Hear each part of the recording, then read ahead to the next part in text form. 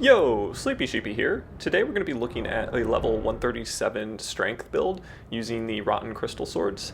I have 16 points in intelligence, but hitting 20 points in intelligence is slightly more optimal for AR, but I wanted the 54 points in strength just because I'll be two-handing some other weapons, and 54 brings you to 80 with the hard cap if you have the two-handed 1.5 multiplier. So that's kind of the route that I took for this, but there's slightly more AR to be gained from slightly higher intelligence on a slightly different build. So I'm going to be running this with Rotten Winged Sword Insignia as well as Millicent's Prosthesis, although I will be swapping these around occasionally, but the Power Stance Straight Sword moveset just really lends itself to either regular hits or phantom hits that will contribute to that boosted AR.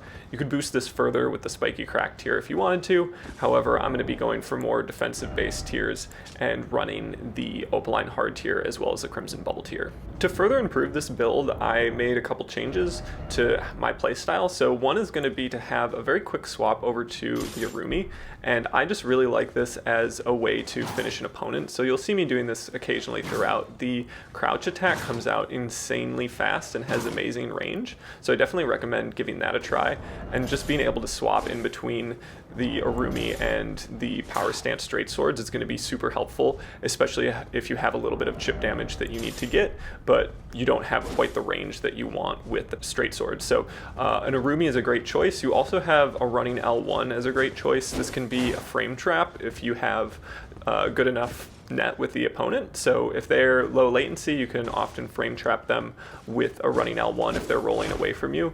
But for those players that are a little bit further away or maybe have worse connection with you, the Urumi is going to be a great option just to kind of get that last final bit of damage. The last swap that I want to mention is going to be to the Iron Cleaver. So I really like this as a wake up.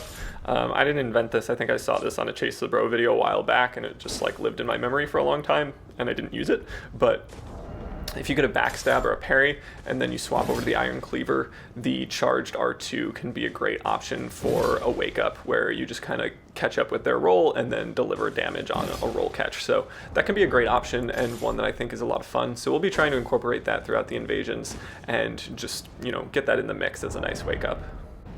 Alright, so jumping into our first invasion here, we're going to have a 3v1 in Farah Missoula, and this one starts out pretty nicely because we have the opportunity to isolate this opponent.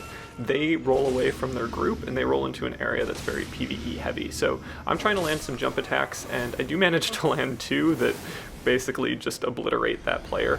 The Power Stance Straight Swords are extremely strong, especially with the AR buffs that you can get with Millicent's Prosthesis and the Rotten Winged Sword Insignia, so that's pretty nice. And so far we haven't taken any damage. We almost get hit with the massive Frozen Meatball attack, but we are able to kind of hide behind a pillar, and then here we switch over to the Urumi, and that's kind of the swap that I was talking about in the intro that I really like, where you don't need to be as precise with your spacing. You can kind of just back off a little bit, let them roll away, and then wait for the right timing to go for that one last hit with the Urumi. And then this other player also gets trapped in the same corner and gets killed by the PvE. So that was just a nice flawless invasion where we didn't end up taking any damage.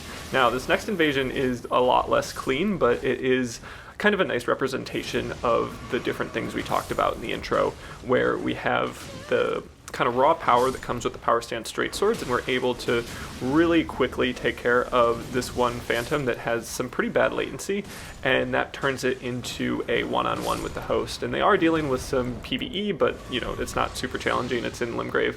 The hit stun is really what will be useful for us in this case. So they go for their Ash of War, and I attempt to get a roll-in backstab. I don't manage to do it, but they also go for a crouch poke that allows me to get a backstab, then swap over to the Iron Cleaver. And as you can see there, I don't need to be super precise with my timing. I'm still able to land that charged attack as a wake-up. And then they do get a chance to heal. I hit them twice with the Power Stance Straight Swords, and then switch back over to the Urumi and get the last bit of damage. So again, my spacing doesn't need to be precise. I can focus on timing, and the Urumi makes a fantastic way to just finish an opponent there. Moving on, we have another 3v1. This one is a little bit weird at the beginning. This player is like maybe partially AFK. They're just kind of standing there as I jump in and start hitting them with my swords. And then this is a weird moment where I'm expecting them to keep moving forward, but they're stuck. So I don't actually manage to get the kill. I get Scarlet Rotted. I have to back off. Everybody's coming in hot and heavy with jumping attacks, so I need to back off for sure here. I was thinking about switching over to get the Rot Boluses. Here I have a really nice moment where I'm actually able to avoid taking damage while still knocking the player using Dragon Breath out of their attack animation, so that was really useful. It meant that I probably didn't die because I imagine I would have gotten stunned by Dragon Breath if I had backed away. Here's a weird moment where this player jumps on me and frostbites me, so it looks like I don't take any damage. Really, I rolled, but it just kind of canceled with the frostbite proc, so kind of a weird phantom hit moment that just looked a little funny. I managed to land a jumping attack when they go for the Black Flame incantation, so I found that to be pretty helpful to just kind of jump over these fireballs and go for jumping attacks, and the jumping attacks do so much damage with power stance straight swords that it's a fantastic way to just kind of, you know, take care of one opponent. And then here we go for a parry and a weapon swap, and we're able to finally kill the host. So just kind of a chaotic invasion where a lot happened very quickly. We got lucky in some moments, and we were able to come out with a victory there. Next we have another 3v1, and this player is kind of just standing in their warming stone trying to get some HP back, so we can anticipate that they don't have any flasks, which is going to be great for us. We get kind of an insane amount of damage on this one player, and we're able to take care of that phantom very, very quickly. If you have players that don't know how to interact with power stance straight swords, you'll be able to just eat away at their HP very quick. So just kind of getting the timings down of when to hit the L1 button will put you in a great spot. And then here we do some swapping to really just maximize the HP we get back from our Crimson Flask. So we put on the Talisman and the Helm and the chest piece that all boost the HP that you get back, and I don't know if it stacks multiplicatively, but it gives you just a ton of HP, so I recommend doing that if you have the time. And like here I would just kind of really take my time and think about what I wanted to do. I opt for the Nox Flowing Hammer just because it's kind of a non-committal Ash of War, where you can stun multiple people at the same time while still being kind of far away. And so we do get the Ash of War on the player named Jesus, so an interesting moment there for sure. And then I'm going for the Phantom in this moment, so I'm really just trying to avoid the the Nagakiba swings coming from the host, and then the Ash of War coming from Jesus. And I know that I'm probably like one jumping attack and a little bit more HP away from killing this player that I believe is out of HP, so they can't heal, and the chase down is pretty effective here, and I'm able to get them with that frame trap where they're rolling backwards. I go for a running L2, and I don't hit them with the first swing, but I hit them with the second swing. I go for a cheeky little parry there, don't manage to land it, so I just switch back to the power stance straight swords. I'm not sure if I have the best connection with this player, and I don't really just want to parry spam them, so L1 spam is enough to get the victory in that moment there, and we can kind of move on with our day. So this next one is going to be a little bit longer, and I wouldn't say that I necessarily played it perfectly. I had to play kind of passively, and magic was a big problem for me in this, so that's one of the things that I've noticed in the past couple weeks of me playing this game and kind of invading in a more sweaty environment is just my ability to roll projectiles, and just kind of my ability to keep an eye on everybody in invasions is not as strong as it was before I kind of took a break. So we'll kind of see that being problematic here, but this strategy right now is something that I definitely recommend if you have a great bow on your swaps, and that's to force the players to jump onto a platform, and then while they're kind of coming down from that jump, try to time your arrow so that you can hit them with that damage. And this is because when they're jumping, they can't be rolling, and so there's no iframes that they have access to. I go ahead and switch over to power stance pikes because I think this other player has switched over to power stance pikes. It turns out they just have one pike and then a spear, so they don't have the full range of power stance pikes, but I don't use this setup for long. I mostly just wanted to be able to aggress with the same range and quickness as this one player. And I also need to look out for a lot of Ashes of Wars and spells that are coming my way. So I switch pretty quickly back over to the power stance straight swords, and I think I prefer this setup. Like, the range of pikes is insane. The chase down ability is wild, but the raw just damage per second on power stance straight swords feels a little bit better. So here I'm able to again frame trap them with the running L1 as they roll backwards, and I get blasted by some spells that really just do so much damage. So the next part of this invasion was definitely a little bit frustrating. So I'm landing phantom hits on this player, which is boosting my AR, which is great. And there's also rot, building up on this player. But I found the rot on these swords to be incredibly lackluster. Like the amount of times that I actually procced rot, I think I could count on one hand, because just the damage is so high. So if you're actually hitting your opponent, then you're probably going to kill them before rot procs, and if you're not hitting them, then they're probably playing pretty passively, and the rot is just not super effective in getting delivered. So something like an Antspur Rapier, especially because you can put something like rot grease on it, is going to be much more effective if you're actually focused on delivering rot. But I still have the mushroom hat on just because, on the off chance that we do proc it, we'll be in a good shape. So here you can just kind of see the struggles of this really low HP player. I try to hit them with a running L1, but I get hit and stunned by the player that's swinging with their greatsword. And then there's spells that are coming my way. So here I should have been facing behind me. I was just trying to strafe a little bit chaotically and also set up my inventory so that I could get the max HP from my flask again. But in that moment I should have been paying more attention to what was behind me, because if I got hit by a spell or two, the amount of HP that I got back from all those armor swaps and talisman swaps would not have really been beneficial compared to the amount of damage I'd be taking from the spells coming my way. So that type of calculation is something that you want to be able to do on the fly, and really make sure that you have the space to be doing the swaps that you want to be doing, because you might die in the process. I got lucky in this case where I don't really know why they didn't send spells my way, but it was just one of those instances where I think I need to be thinking about this type of thing a little bit more in the future, and just managing my space and putting walls in between me and my opponents that are using spells like that. So here I switch over to the Urumi, hoping to get that last bit of HP on this player with the Bloodhound Fang. I switch back to power stance straight swords because they've healed, and here was a bad moment where I tried to get over the wall, ended up just jumping into it and then getting hit with a number of spells. And at this point I think I'm out of heals, so I need to play a little bit more passively. I've been playing fairly passively, but been trying to kind of find my moments, and here finally I get the swap with the Urumi and manage to take care of that player. So I am getting heals back, but I really try to take advantage of the fact that this player is out of FP. I also find out that they're fat rolling, which I did not know. They attack directly out of a roll. I just space it a little bit, wait for them to stop swinging, and then find my moment with the power stance straight swords, and do manage to finish off that player. This next one was a little bit funny. I think it was very effective in terms of isolating an opponent, so we'll just kind of keep an eye out for that. We have this one player that kind of baited me down to this area where their two friends were waiting. I want to not face everybody in just an area with no walls, and I want to kind of use the dynamics of the map to give myself a little bit of an advantage. So I run up the stairs and try to bait them towards me. This player goes for seppuku, which is always a bold move, but it is scary. The amount of bleed buildup is kind of terrifying.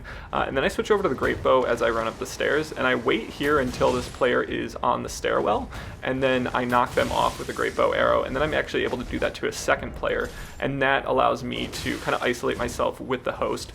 Both players have kind of a long time before they can actually get back to me, and that means I can use my really high damage per second weapons like power stance straight swords to kill the host here. So normally I go for other players first, but I basically just wanted to isolate myself with one opponent. I wasn't totally sure who the host was, and that was an effective way to do it, in my opinion. And that's the type of strategy that I'm trying to employ a little bit more now that I've come back from a break, and just using the great bow to move players around the map in a way that gives you an advantage, whether it's knocking them off a cliff with the great bow or putting them in a platform where they get knocked off while they're in the jump animation, that type of thing. These are things that I'm thinking about more than ever, and have been definitely helpful in terms of my win rate in Invasion. So this is another flawless one. There's not too much to say. This player is going for their Ash of War quite a bit, so I pulled out Golden Parry, which allows me to parry at a distance, and that Ash of War I find has very very consistent parry frames. So yeah, I definitely recommend just trying to go for a parry on the Death's Poker Ash of War, especially with Golden Parry. I find it to be quite nice. So next up we have kind of a weird invasion where this guy goes for Storm Stomp, has very low vigor, and then just eats a couple L1s with the Power Stance Straight Swords and dies immediately. So I'm not sure if they were like in their menu or didn't think I would aggress, but it wasn't the right move for sure. And then we have kind of the mix of Waves of Gold and the Godslayer Greatsword. So I need to be just conscientious of the different Ashes of War going on in my vicinity. I'm also trying to make sure I get some extra HP with my heal, and then just find moments where I won't get hit from behind where I can deliver an L1.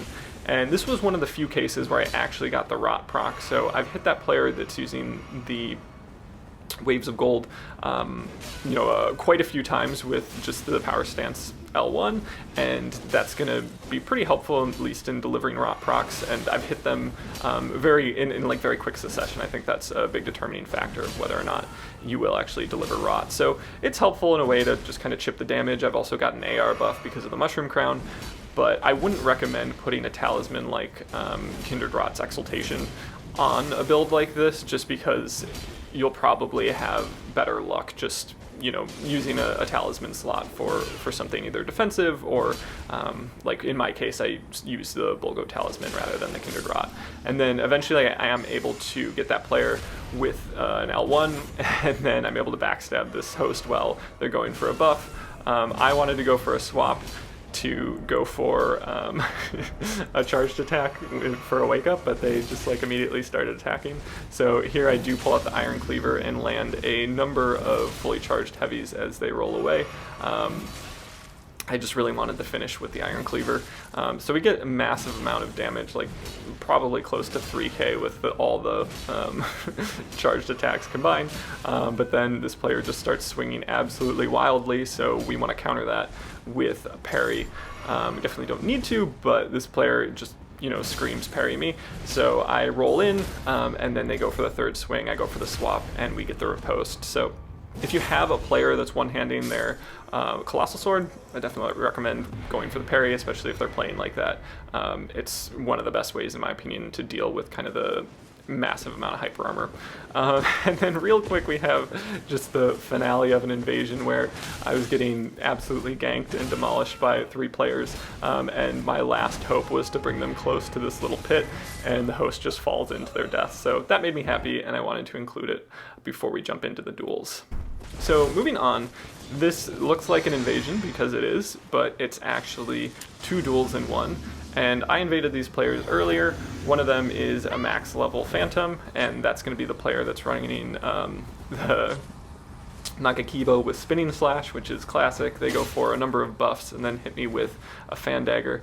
And then I go ahead and try to trade into it, take quite a bit of damage, and then I use Spin Slash on my own, just to kind of get some instant hyper armor and get a little damage on them. So I tried not to abuse Spinning Slash just because it's in kind of a problematic place, especially on a Nagakibo, which has, like double the range of something like a Straight Sword, but it is very effective, and at this point I'm able to hit them out of the air with an L1 and then jump their Spinning Slash, land quite a bit of damage, and then go for the swap with the Urumi, and then you can see about 350k runes come my way, and I already had 350k runes because I invaded these players earlier, and had similar results. And then we go ahead and switch over to a Greatsword. So I just wanted to kind of mirror match this player. Power Stance Straight Swords versus a Greatsword is, I don't know, it's not like BM or anything, but I just thought this would be a little bit more balanced. So I go ahead and pull out the KGS, which is very much a comfort pick for me. I love the KGS. I think the opportunities you have for true combos, like the jumping attack to the light attack, is really nice. And then I also have an Impaling Thrust on this, which almost leaves me open to a backstab. I managed to just kind of barely space the incoming attack from the player, so I'm still at full health, and my talismans are kind of helping me out a little bit here. They go for Quick Step, and I managed to clip them with the back end of a running heavy attack. I go for Abolish just because I don't want to get the Frost proc, even if it doesn't do any damage. I don't want to be in that stun animation where they'd be, potentially able to just hit me with another attack. And it also kind of nullifies the fact that they're not going for, you know, pure physical damage, just the fact that I have the space to, you know, go for the frost proc. And then here, before they're able to hit out a stun, I'm able to go for impaling thrust and finish them off. So that's going to be the only great sword duel of this sequence, but I thought I'd include it just because the first one was power stance straight sword. So next up we have a player, and I had lost this player previously because they were doing a great job of utilizing their hyper armor with the two-handed halberd, and that was proving to be a little bit problematic for me. So in this next one, I go for kind of just rolling in, rolling out, avoid the hyper armor as best that I can, and also try to avoid the spinning slash, which is definitely scary, especially when there is frost proc in the mix, but it's not as scary on one of the faster weapons. I believe spinning slash is a little bit slower on halberds than it is on something like a katana. So here we get them to roll backwards, and that allows us to grab two L1s, and then we use a spinning slash of our own. They roll into it, which means we're able to clip them with the second part, and we come out with the victory. Now, the next two duels are going to be using power stance straight swords. So this player is able to hit me with an L1 while I go for a running L1, so definitely they win that trade. I roll out and just try to space them effectively. This was a close one, and I think we had similar skill levels with power stance straight swords. I'm able to punish with crouch attack after they go for one L1, and then I'm able to catch them as they run in with just a neutral L1. So power stance straight swords mirrors are kind of funny. This player, I also just kind of waited for them to swap over to power stance straight swords because the vibe that I got in the arena was that people didn't like that I was using power stance straight swords, so I was happy to have mirror matches where it would feel a little bit more even and just potentially a little bit more fun. So we're able to hit this player just spacing them a little bit and use our follow-up to hit them as they're in some of the recovery frames from their attacks. So I think we just spaced this player fairly well, and even though we had kind of short range with our straight swords, the damage output was still absurd, and we were able to come out with a victory there as well. And now, moving on to the last clip, I recently learned how to chainsaw. Not for any nefarious reasons. I really don't recommend using this on random players, but I have some friends in the community that also know how to chainsaw, so it can be funny to chainsaw your friends. So please don't try to learn this so that you can abuse it against players that you don't know. It is kind of a game-breaking glitch, but the fact that it's frame perfect felt like a fun challenge for me to learn, and is just a fun way to play the game. So that's all I've got to say. If you made it this far and wouldn't mind considering subscribing, I'd really appreciate it. And yeah, I hope you have a good one.